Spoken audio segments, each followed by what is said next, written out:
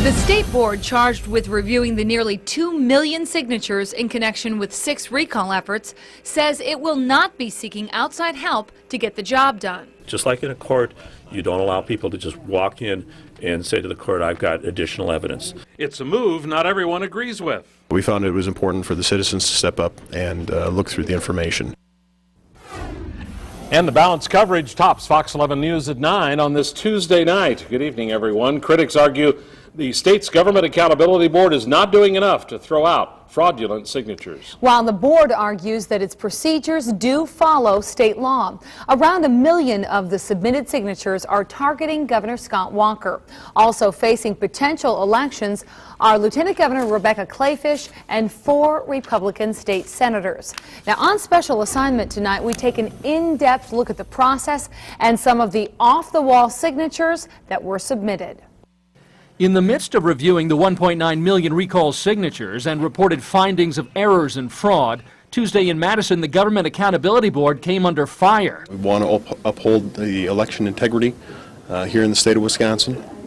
Unfortunately, we're not seeing the GAB do a lot to uphold the integrity of the process. Ross Brown heads up one of 2 conservative Tea Party groups that have launched Verify the Recall, an independent searchable database to verify the petition signatures.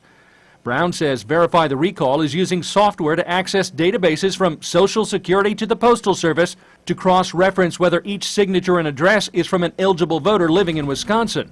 13,000 volunteers are doing the work from home computers.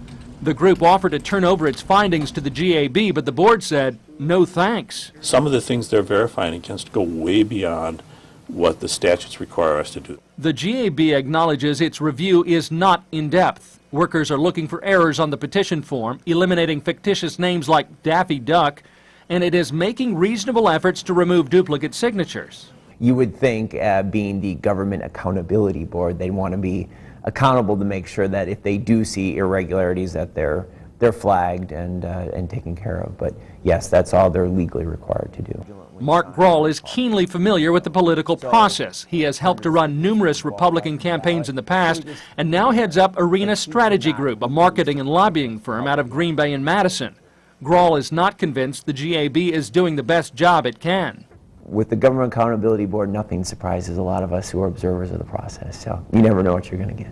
GAB officials say any challenges to its findings will have to come from the incumbent campaigns that have organized groups of volunteers poring over the signatures for errors. It's a big task, so just how thorough can the reviewers be? Of the 6 candidates facing potential recall, the GAB has 1.9 million signatures to look at on some 300,000 petition sheets. Enough to fill 60 of these boxes.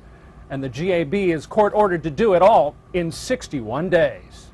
What's the old adage, trust but verify? We have all seen the GAB webcam of the hired workers looking over the petitions, but just what are they looking for? We sat down with Grahl, who has experience reviewing petition sheets. It looks to me like, the same person wrote those 2 names. Right. So, maybe the first 3 names. Yeah, even the first 3 names. So that's the kind of thing that they're looking at. That would be something that I'd flag right away, and I'd call one of these people and verify. There are obvious mistakes, like the circulator of this petition failed to put his name on the form, making the entire page invalid.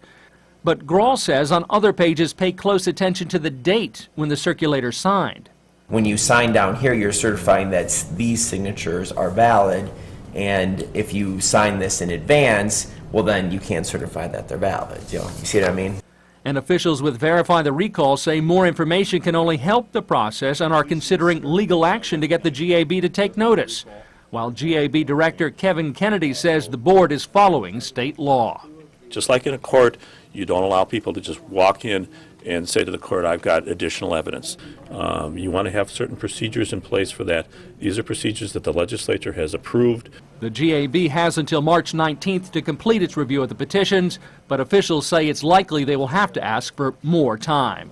I'm Mark Leland, Fox 11 News.